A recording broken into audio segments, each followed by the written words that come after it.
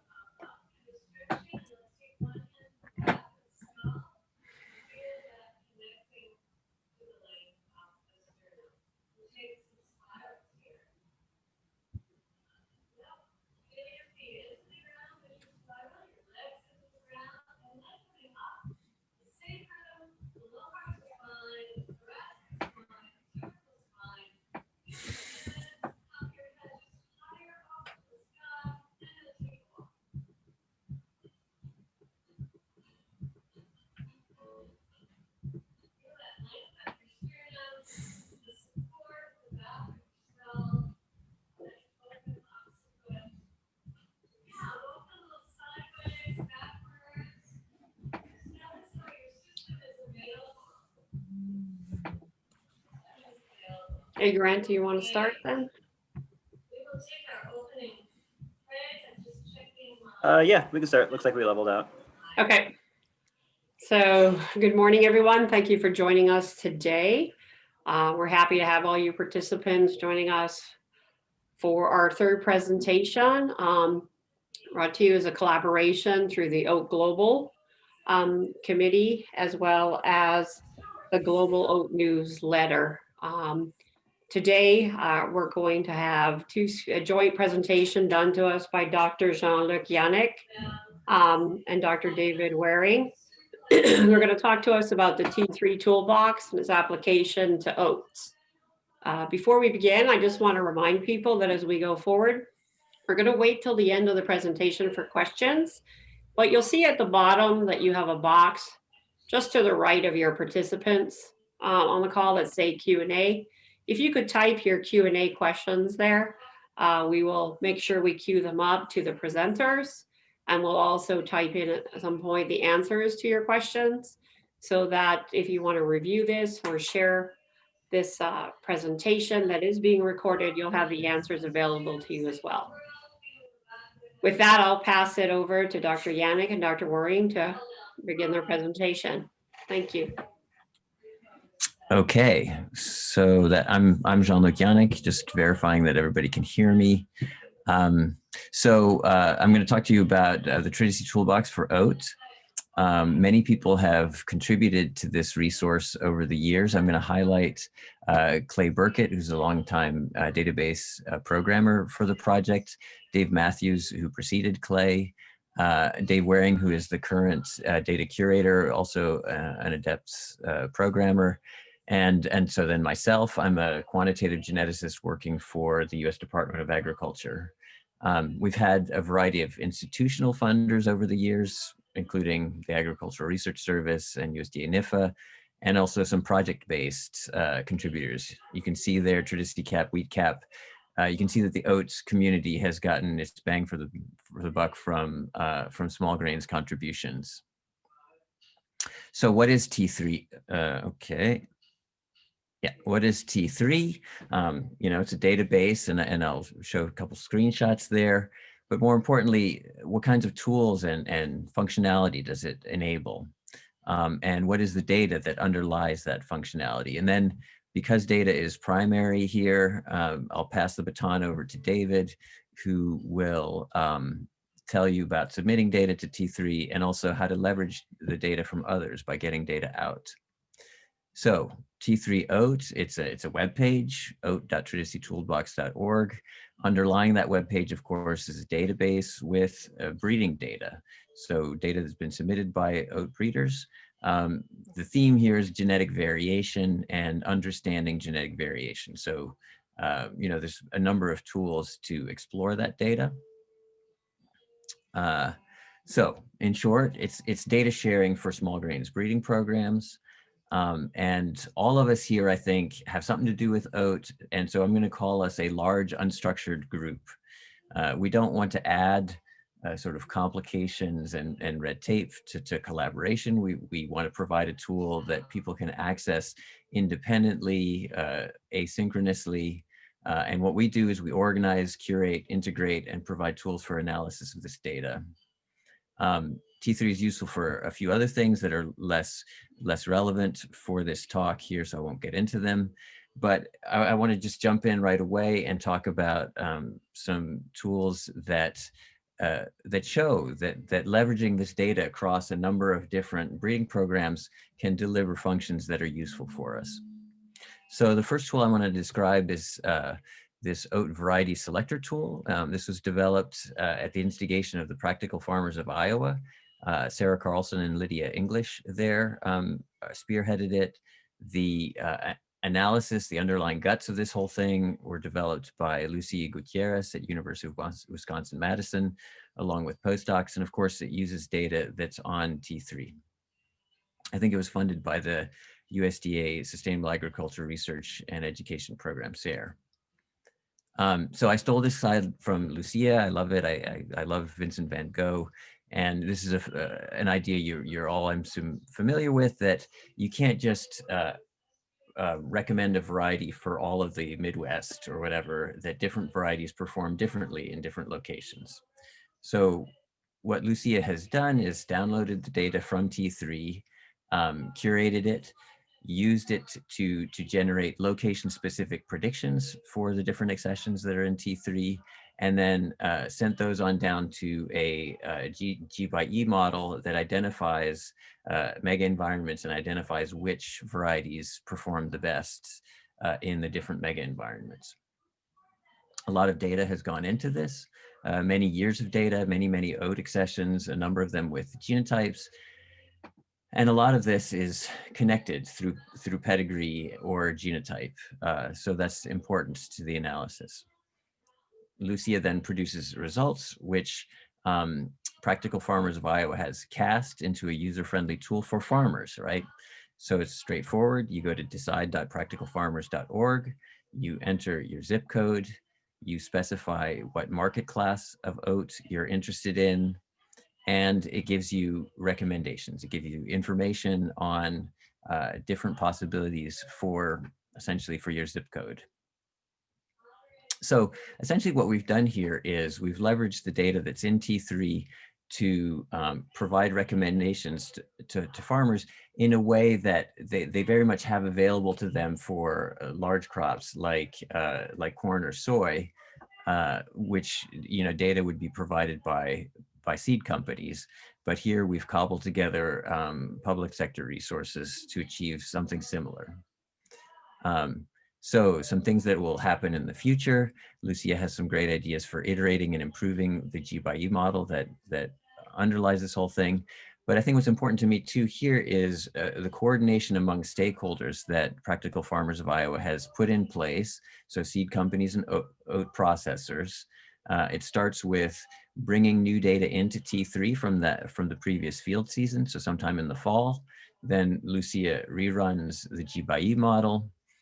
We have a meeting with stakeholders, basically to address some questions that will allow the coordination of this variety selector tool to make it most useful for farmers. So some of these questions are future oriented, which lines should be developed into varieties, and some are more practical, like, okay, for the seed companies, which varieties should they increase as seed? And so what this is going to do is we'll be able to update the variety selector tool so that there's consistency between the recommendations and the varieties that are available for purchase by farmers. Next tool is more research-oriented, automated GWAS tool. So similarly, we continue to have our collaborators. They have their different trials that they can upload independently of each other. Nowadays, many of these trials are going to have genotypic data associated with them, so we can run GWAS. We use a simple GWAS tool on a trial-by-trial basis. For any specific trial, the GWAS would have relatively low power, right, underpowered. But when you accumulate across, many trials that breeders have uploaded and historical data, you can run a meta-analysis which accumulates evidence to show which loci have some probability of being causal for the particular trait that you're interested, which loci are in linkage disequilibrium with variants that matter. So how do you use this tool? You go to T3 Oats, you go to the GWAS results page. It lists sort of materials and methods for how we get to the results that are going to be presented. You choose a trait, and there's a couple different possibilities for how we run the analysis. I'll leave that aside. And then it just tells you, okay, so it sorts, these are the loci that seem to be relevant on the basis of a Z-score that's again accumulated across many trials. Here's the position of that locus, any genes that it might be close to, the specific populations that were relevant. And then, because T3 is web-based, we have links that allow you to go to external resources that might give you more information about this locus. So for oat, the primary link that we have, or the only link we have, is to grain genes, their JBrowse resource. I'll show that to you. For wheat, there's more information on ensemble plant and the netminer resource. But basically, so if you go to grain genes through Tanner Sen, who I believe is going to be presenting next month, you have information on the genomic context of this GWAS hit. So you can infer more about it. It shows, transcripts from different experiments, the T3 markers, in this case, genotyping by sequencing markers, also if there are any Illumina 6K SNPs nearby, and so on. So again, just through breeders going about their work, we're not asking them for extra work except possibly for uploading the data. We are building a powerful GWAS resource for oats. It's important that to the extent possible, all of the phenotypes that we have be connected either through pedigree or of course marker data. Charlene, Jason Fiedler can help with those issues. Here we're running a meta-analysis, right? So for the meta-analysis, we need to have a common high-density marker set. And the pangenome, which was the first, speaking of oats, presentation a couple months ago, is what's going to enable this. So hopefully a year from now or so, this will be available, that even though the different data sets are typed with different marker platforms, we will have imputed them up to a high density common set. And then of course, the most important thing is that the more data we have, the more power this analysis will have. So submit your trials. And in a minute, I have a couple more slides, but Dave Waring will be able to show you about how that works. The final issue I want to talk about is just a little bit about the underlying data that enables this kind of tool. So here's a cartoon of 4 different accessions, 4 varieties maybe, that are 3 of which are connected by pedigree or through marker data that's common between them. Now imagine time goes on. At a certain point, these older varieties or accessions are no longer available.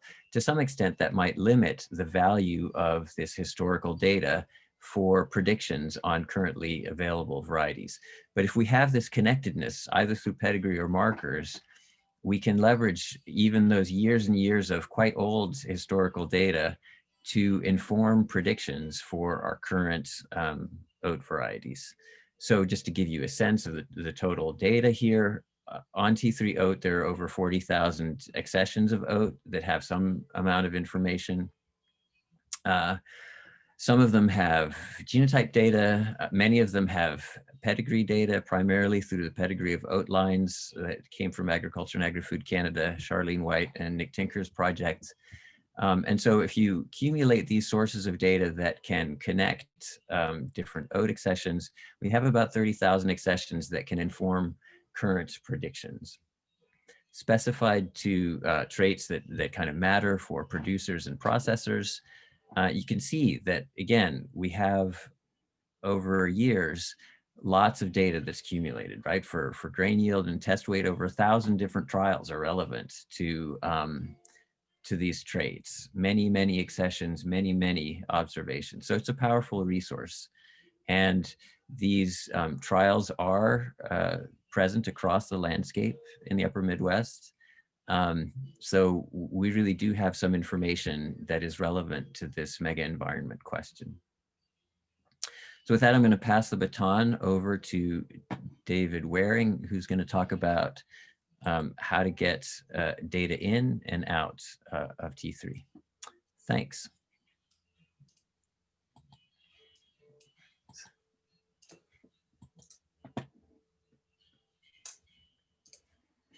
Thanks, Jean-Luc. And as Jean-Luc said, my name is David Waring, and I am the data curator for T3. And as curator, one of my main jobs is helping breeders get their data into the database.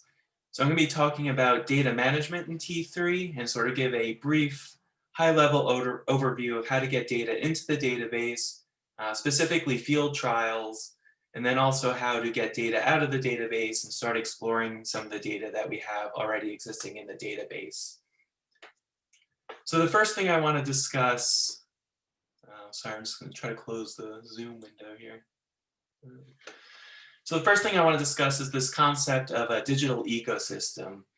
And basically the idea of that is that all of your breeding data can exist from start to finish within the same system. And T3 BreedBase aims at becoming a digital ecosystem. And it can do this by providing tools that are required for data management along each stage of the breeding cycle. So there are tools available that can help you create field trials, tools that can help you record those observations. Those observations can be stored within the database, and then the website has tools that allow you to summarize and analyze those results, which will then help you choose your next round of field trials. So I'm going to be discussing some of the tools that are available for each of these stages in the breeding cycle. So the first is creating field trials. So the digital ecosystem way of creating a field trial is using this trial design tool. And that is an interactive wizard on the website that has guided steps that help you create a new trial in the database. So basically it has step-by-step instructions on how you can choose a location or locations. So you can select multiple locations and create multiple trials all with one run of this trial design tool. You select a design type for the field, and then you can choose the different parameters based on that design type that you choose. And then you give it a list of accessions or germplasm lines that are used as entries in those trials. And then there's also another option that's available if you don't want to use this trial design tool. So for example, if you already have an existing trial, or if you already have a method that you prefer for creating your trials, you can still manually upload your trials to the database. And you can do this by creating an Excel template that describes the trial and plot layout. And then you upload that file to the database and we'll create the trials for you. So here I have some screenshots of the trial design tool so that we can kind of see what it looks like.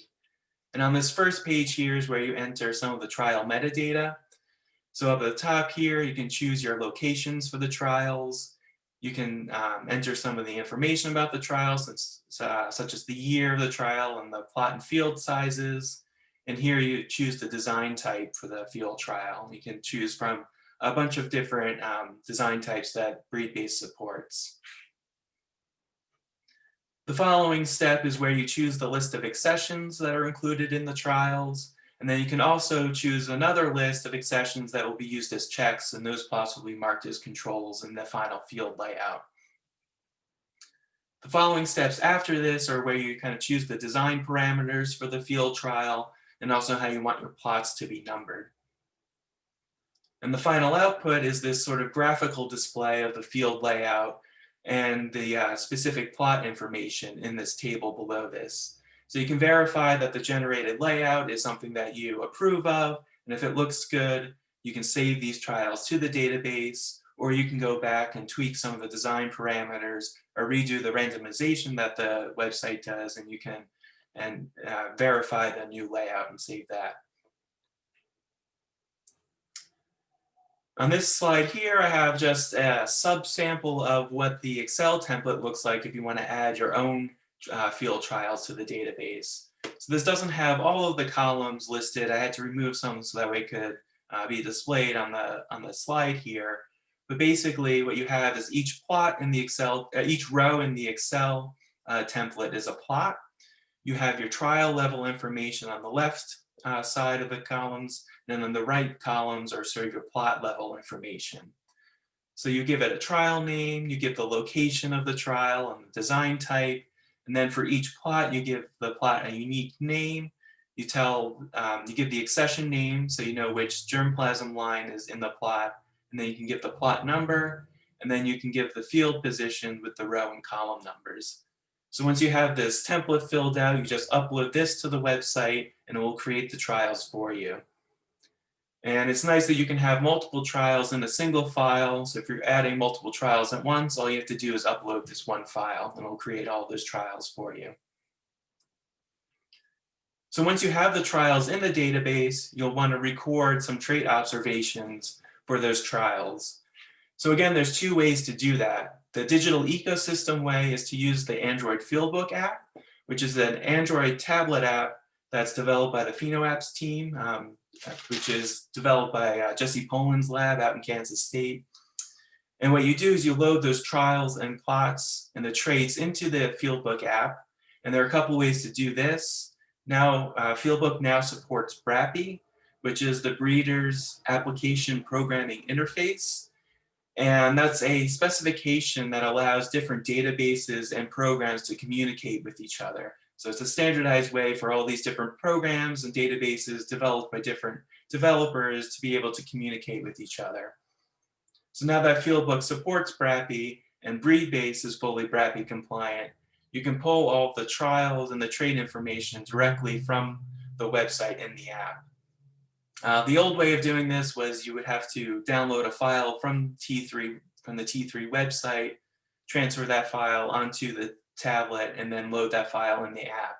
You can now do that all directly through BRAPI.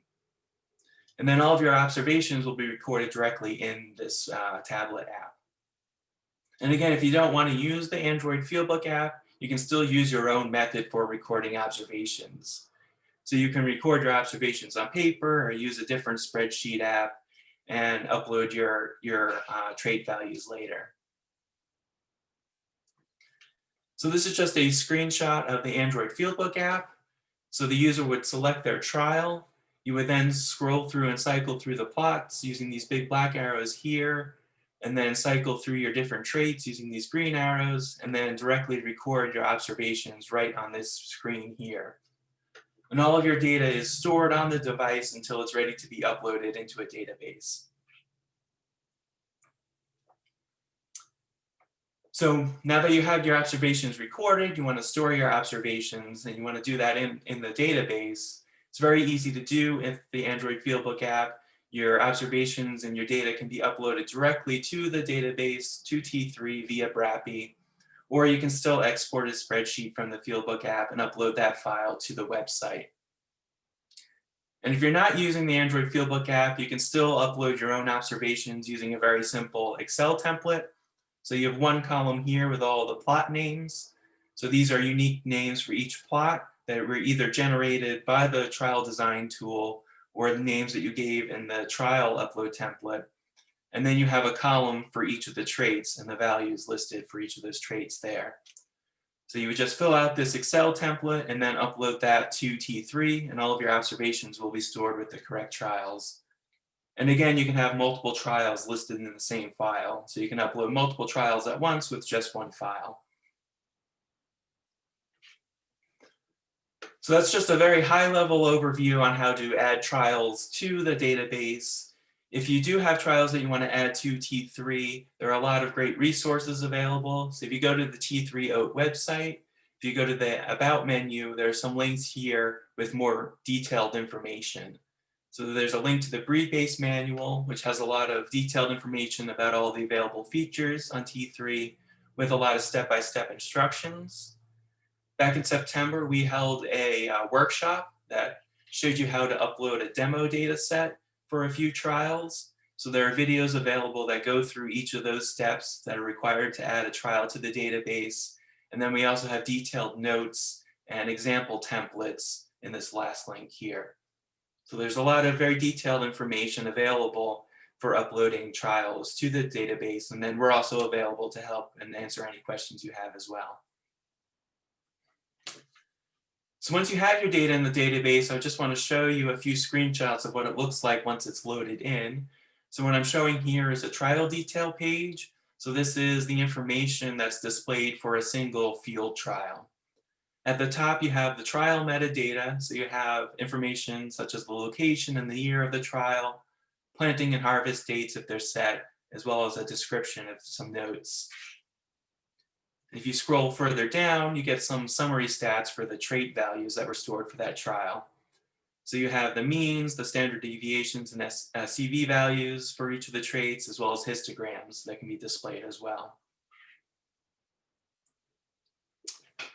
So we have a lot of accession information in the database. So these are germplasm lines that have been added to T3 breed base. And these germplasm lines have been added from the old version of T3, which we refer to as T3 Classic, as well as Pool, which is the pedigrees of oat lines database that was set up by the Agriculture and Agri-Food Canada group. And they have a lot of really great curated pedigree information. So what we're trying to do now is have T3 breed base sort of be the centralized repository for all this germplasm information. So we're merging the pedigree, all the germplasm information, all the pedigrees from those two resources into T3 breed base. So this is an accession detail page, and this has all of the information that we have for a single germplasm line. So we have information such as synonyms. So we have all the alternate names for a single line. And we also have developed a synonym search tool, which will help you find the database entries based on variations in names that we might have. They're able to search on all of these synonyms. We also have registered accession numbers, such as PI numbers for GRIN, which allow us to make links to external databases. So we have links to GRIN as well as grain genes for any entries that they have in their database as well. And then we also have information on some notes that we have gotten from Pool. And we have a lot of pedigree information. And there's two ways that T3 stores pedigrees. The first is as a Purdy pedigree string. So that's just sort of a free text field that has the Purdy pedigree string. And a lot of those can be pretty complex, and we don't try to parse those. We're hoping to be able to parse some of the simpler ones soon. But right now, they're just sort of stored as is in this Purdy pedigree field. And then all the curated pedigrees that we've gotten from Pool are parsed into their male and female parents. And that allows us to populate this interactive pedigree viewer. And for this, we have, we're displaying the pedigree for Esker, and it allows you to navigate up through the ancestors so we can see the parents, and you can click all of these different arrows and see and navigate throughout the entire pedigree tree. You can also see the descendants as well. And for some of the largest pedigrees, we've noticed that the pedigree viewer is a bit slow to load. That's something that we're currently working on and we're hoping to have fixed soon. So if you do load a pedigree that's fairly slow, that's something we'll have fixed soon. So last, what I want to talk about is sort of data exploration. And I think the best tool for doing this is using the search wizard. And this will allow you to filter the entire database using different data types, such as year, trial, trait, or accession. So this allows you to create custom subsets of data, as well as combining data from different sources.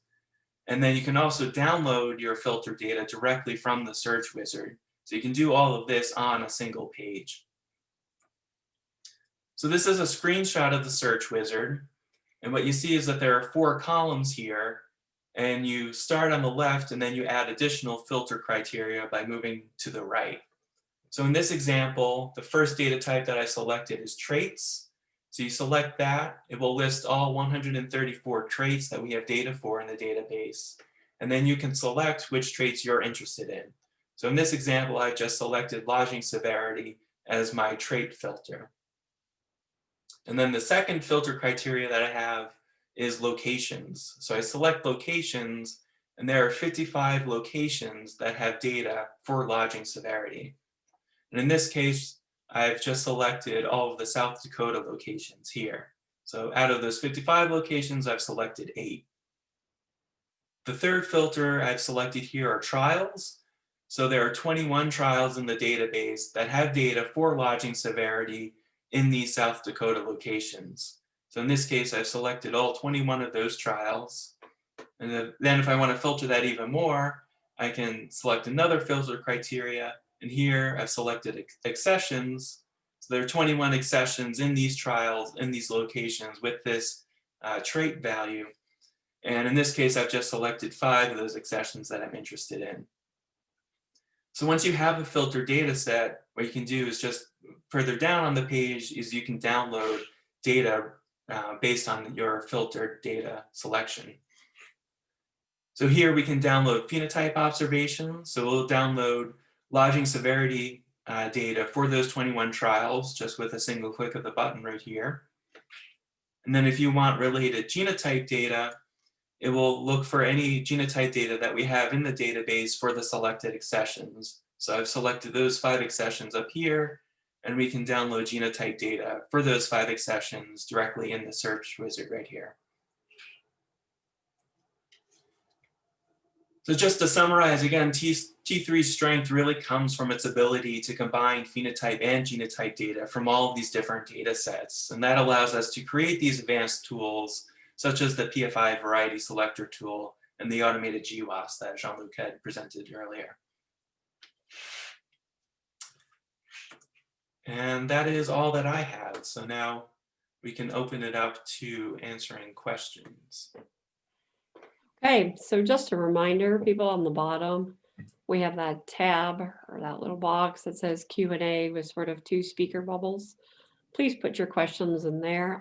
That way we can have the experts respond or reply to the questions, and they'll be recorded and kept with the recording of the presentation. With that, I think we've had some questions come up, both about public versus private data, and maybe some thoughts that Jean-Luc and David can share around that, and also regarding sort of, how does data get analyzed? Who is it better? Is it an expert or standardized sort of approach, statistician or program that we think works better? And then there was another question. So that was Dr. Harrison, Stephen Harrison, and Dr. Nick Tinker who brought those up. So if I didn't state your questions right. I'll go ahead and, sorry. Okay. I'll go ahead and give summary answers, and then if Steve and Nick, I don't know if they could take the mic, but they can follow up. Okay, so the first question is, a breeder uploads data, can it be made restricted, or is it automatically public? Right now it's automatically public. I do think, it's a feature that people have been asking about for, pretty much every time we present T3, it's important. So I think eventually we will have that functionality. And I do think it's probably within the next year. Maybe it'll take a little longer. It's always like takes longer than you think it's going to take. It's actually quite a complicated feature, right? To allow some people to have access to data and other people not to have access to data. But it is something we want to do. The other question was relative to this variety selector tool. And the question has to do with, are you opening Pandora's box? Do people who are going to be accessing this tool, do they know what goes into it? Is it important to have other, experts look at this data? And okay, so I mentioned something I'm excited about is these annual, a sort of annual cycle with, stakeholders discussing the results of Lucia's analysis. And so to some extent that will serve as expert curation of the data output. And then, I mean, we could make the tool more complicated right now. In this first iteration, the ranking is based solely on yield, and the G by E mega environments are based solely on yield. I mean, I do think there's most G by E for yield, so that's a reasonable approach. But we are going to iterate this tool. It's going to get better. There will be trade-offs, and we'll have to figure out some golden mean between, access to all of the underlying guts, or the extent to which the tool is customizable versus the simplicity of the tool. I mean, we want this to be a tool that people are not worried, or don't have to read a manual, say, to figure out how to use it. So with that, maybe I'll ask Steve or Nick to comment. Yeah, they're both, they should be able to speak now. If either of you guys would like to continue the conversation that you started in the Q&A with some very good questions. I'm thinking at some point, Grant, we'll be able to get a transcript of the questions and so on, and we can publish those as well, questions and answers that have been typed. I think that will work, because we also have a lot of other questions coming up, but I'm guessing we might run out of time. But if Steve or Nick would like to add something else. Hi, I see it's Nick Tinker here. I see I've been unmuted. I'm not sure if I'm fighting with Steve here, but I thought, Jean-Luc, you handled those questions quite well. I was mainly playing devil's advocate with the question, and I think Steve sort of came in with the flip side of that, and I think it's a really important conversation. I love what the practical farmers of Iowa are doing. I love to bring farmers closer to research. The question could have been rephrased as, is T3 primarily a research tool, or is it really going to be a producer's tool? And I hope, even though it's very complicated, as you'll see by Steve Harrison's answer, and the complications around giving people access to dangerous data that they can make decisions on without knowing where the data came from, without understanding that two different traits might have been combined. I think it's something we want to think about and continue working towards. So anyway, thanks for that presentation. That was great. I don't disagree with Nick. My concern is simply that when growers select oats, particularly in the South, there are a lot of traits beside yield that are important to them. Disease resistance, forage yield, maturity. If you get into the spring oat areas, milling percent, beta glucan, lots and lots of traits that influence what variety a grower might choose. Yeah, so Steve, just to answer that question, whenever you give a presentation, you're always the most excited to show the latest, newest thing, and this PFI variety selector tool. This website really only came together in the last couple 3 months. So we're at the very first iteration, which means that all of you who want to give us feedback about it are going to have outsized influence on the direction that it goes. And we certainly do want to enable farmers to select on more than just yield. I mean, I'm the first to say breeders work with multiple traits and so on.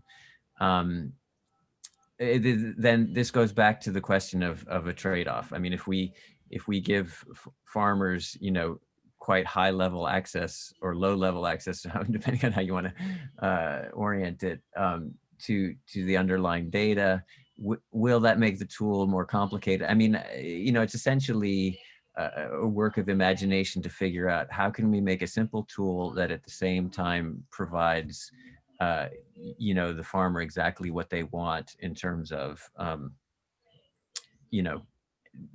identifying the criteria that are important for them in choosing a variety. but go ahead and go over to decide.practicalartfarmers.org and try it out. Try it out this year. Try it out in a year. Hopefully, it'll look different from one year to the next.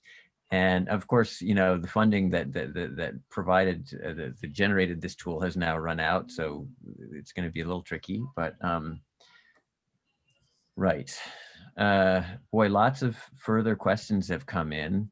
Now there's a So question regarding, is there a link directly with grain genes? And then there's a question regarding disclaimers. If a company wanted to use, let's say, data for sales, they could summarize it however they like to be able to use potentially for sales or promoting a particular line. Are there right. any sort of legal disclaimers on the data about that in the system? There are two other questions that have popped up. Okay, so first question, collaboration with grain genes. We're very excited about collaborating with grain genes. I mean, the sort of dividing line that we have between T3 and grain genes is T3 is for experimental data, data that shows variation that is not necessarily peer reviewed. Okay, that's T3. Grain genes really is a repository for adding value to data that has gone through peer review, that is sort of vetted at a certain level to help interpret stuff. But we meet weekly with Tanner, so we have a joint grain genes T3. So we're always in the know of what the other group is doing. There is, to my knowledge, no legal disclaimer, and so that makes me nervous. I maybe I need to talk to Jose Acosta, my boss in the National Programs Office, about if we need to do something along those lines. Again, this variety selector tool, it's the first iteration. It's really motivated out of farmers in the upper Midwest. They have plenty of people telling them what to plant and when to plant, and both private sector and extension agents work on corn, work on soybean, and so on. And there isn't as much of that for small grains. So this is USA. I mean, I think Canada is a bit more evolved in that sense. But so just is motivated by trying to get them information, and we have not really thought about whether seed companies might use this and manipulate it in some way that is borderline unethical or whatever. We do have, sorry, just interject quickly, there is an oat workers code of ethics for the oat research community, certainly, that might come into play here. There's more information about that in the oat newsletter. If you go to oatnews.org and look under the germplasm tab, there's some info there.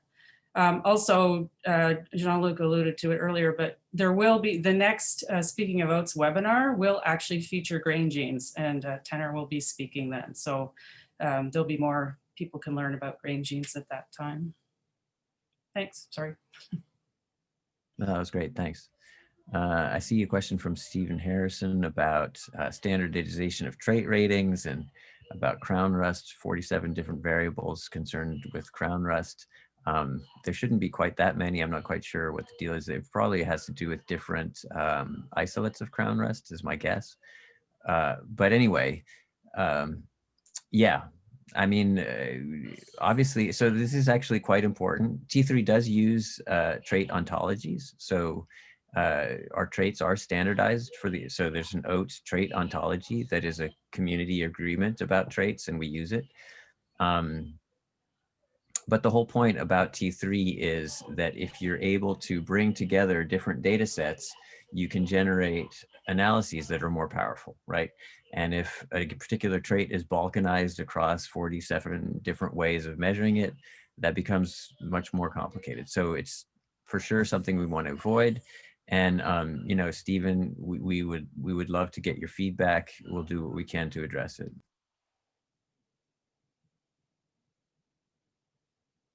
Did either Steve or Nick have anything else to add, or can I shut you off? I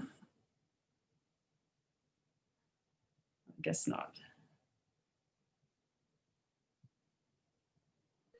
Okay, so there's what is the largest number of a trait which has genotype available in T3? I'm thinking probably yield or test weight. one of an important resource, and T3 is contributing more and more to the design and implementation of the uniform oat performance nurseries. So that's an important source of trials. And they always measure yield and test weight for sure. A number of other traits besides. So probably those.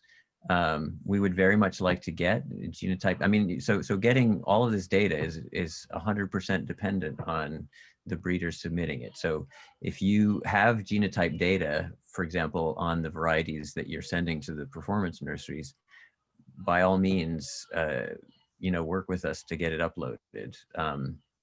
I mean, I realize that that's expensive data, and so there might be some hesitancy to just make it public.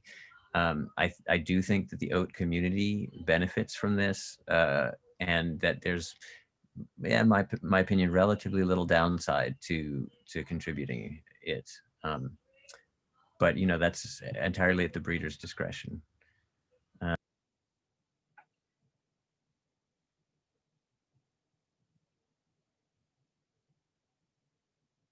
Let's see, Charlene or anybody else. I mean, I see Jim had a comment here Jim about made a comment. please consult your local oat breeder.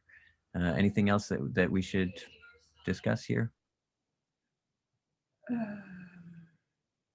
Well, there is a lot in the questions that were answered. There was something else I think Kevin had too that was a little different. Maybe not everyone saw. The question about uploading data from Fieldbook to T3. And you would normally want to do some error checking before adding the data to the database. Is it better to download locally and do curation, or could you do some curation in T3? So perhaps for people who haven't read all the questions yet, you could address that again, please. Sure. I mean, actually, David, do you want to comment on the sandbox and that approach to uploading data? Yeah, so the question about being able to curate data after it's been uploaded is, the short answer is you can't. So if you're uploading data from the Fieldbook app to the database, you don't really have an option to modify that data once it's been uploaded. So if there is some sort of manual curation that you want to do before you upload it, then probably the best way to do that is to download the file from Fieldbook onto your computer, make your modifications, and then upload that to the website. But we do have a separate instance of T3O available that works as a sandbox. So this is sort of like a playground that allows you to upload your data to the database, kind of see how it works, see what it looks like in the database. And then you can make modifications if you need to and re-upload those trials. So this allows you to upload trials and sort of test them out before they get added to the production database, which is more curated by us. And we had another Kevin as well, Kevin Silverstein, who had asked a question. Do you have an extensive API so that data can be extracted via Python, Python or R interface? And Clay had answered that. Clay, did you want to comment on that any further?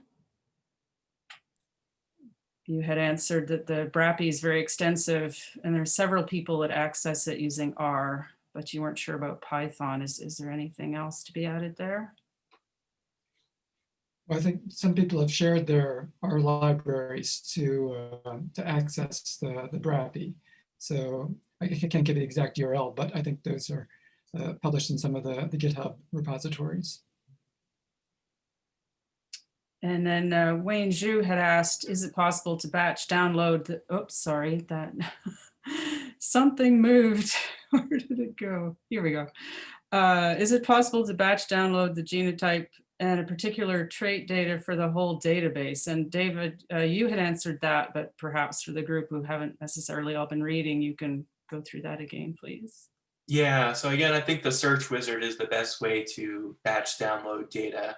So you don't have to have as many filters as I showed in that screenshot. You can just have a single filter. So you can just select trait as your first filter and download all of the data that's available in the database for that trait. So you can have your filters very simple and get a large amount of data from the database that way. And looks like Steve has just added another question.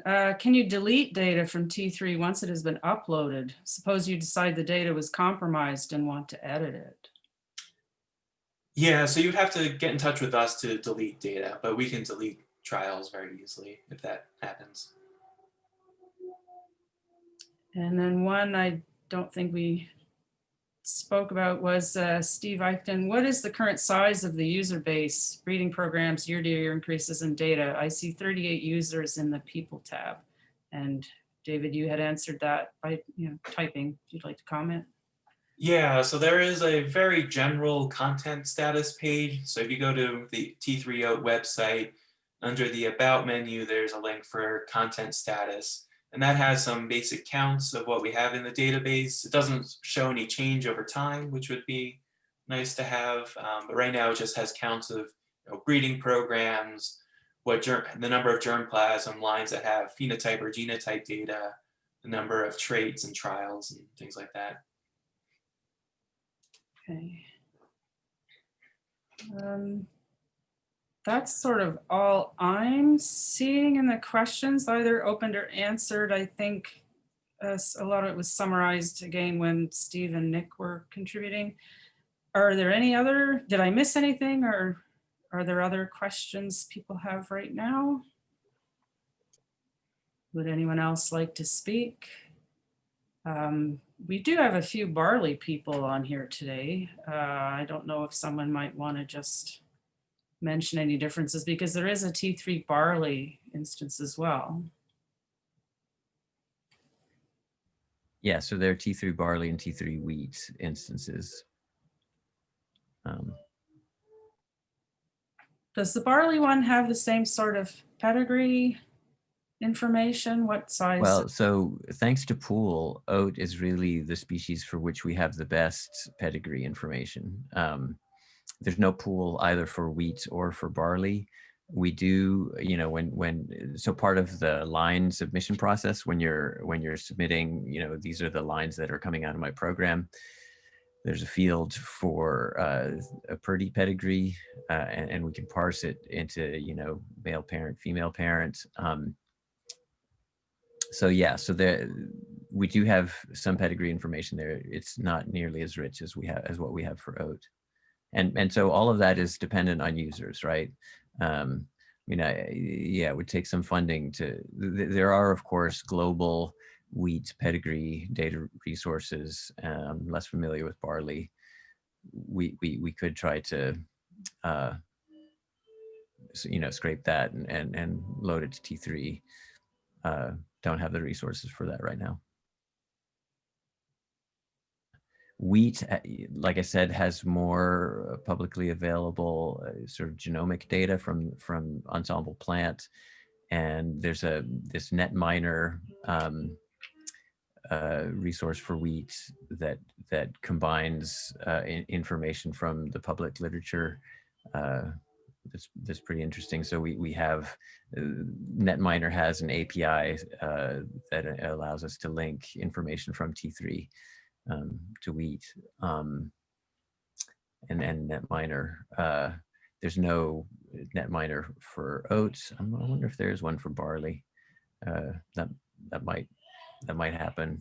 Anyway, so yeah.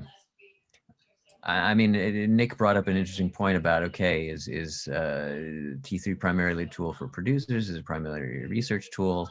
It certainly evolved as a research tool initially, and this Practical Farmers initiative is something that's pulling it toward being more useful for farmers. I mean, to the extent that you believe that breeder data is useful directly for farmers, we have that data. So yeah, we can make it more relevant to producers just as a function of using this tool. For researchers, I would highlight BRAPI. You can learn all about it at the BRAPI webpage, which I believe is just www.brapi.org. So that does enable access to the data without going through the graphical user interface. And it's not perfect, but a lot of this is available through that interface. And we do have another question here from, actually two questions. First from Steve Eichten. Is there a Slack, forum, GitHub, etc., for which one can talk further regarding T3? Good question. So not really. I mean, T3 is up on Slack or on GitHub. So we haven't really set up the issues page there. So I guess, Steve, if you, I mean, of course, there's a contact us. We need to put the contact us button on the front of the web page. But if you go to the about menu, there's a contact. So you can always get in touch with us. But yeah. And There's a and then- comment, Jean-Luc, you made earlier, or you or David, regarding, videos that you have done before on how to use the database. There's a question that came up with that. Would it be possible, Grant, I guess I'm asking you this too, with this presentation, when it's there, to include or embed the links to those videos? So people here who come see them could also then refer to the videos they had for training to T3. I think it would be good to kind of put it together if we could. There's on the T3 page that David alluded to, and I also do have links in the Oat newsletter.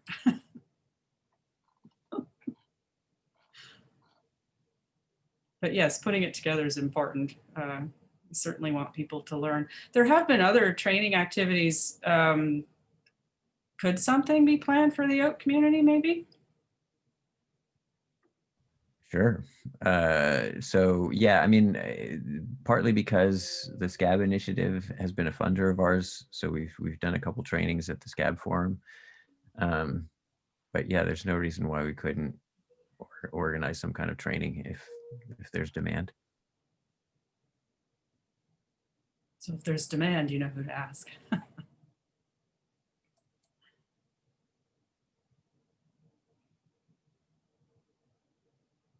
Anything else? It's getting pretty close to the top of the hour now. Do we have any other questions, comments? A number of people have said they've enjoyed the presentation, so that's wonderful. Yeah, lots of thanks to Clay and David and Charlene. So we want to be collaborative. So any questions that you have, yeah, please get in touch with us. Now that we have about 2 minutes left, unless there's another burning question that pops up. Okay, there's one about the YouTubes. I think with that, I just would really like to thank our speakers today, and as well as Clay for joining to help support. Charlene again for helping organize and co-contributing to this seminar series with the Global Oat newsletter, and Oat Global as well, and University of Minnesota and Grant's help for setting this all up. Please remember, if you have any other questions, send them in.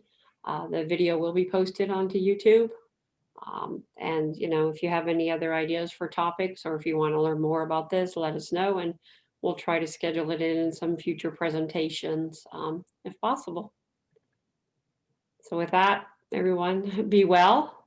Thank you for coming, and stay safe in the era of COVID this year. All right. Bye, everyone. Bye-bye.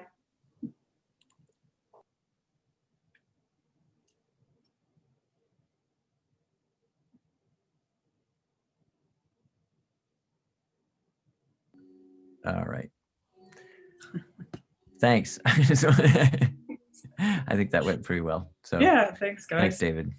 That was great. We'll see if that leads to a flood of new data submissions or anything, but Hopefully. yes. All right, take care. Take care, guys. Yeah. All right. Guess I'll go now too.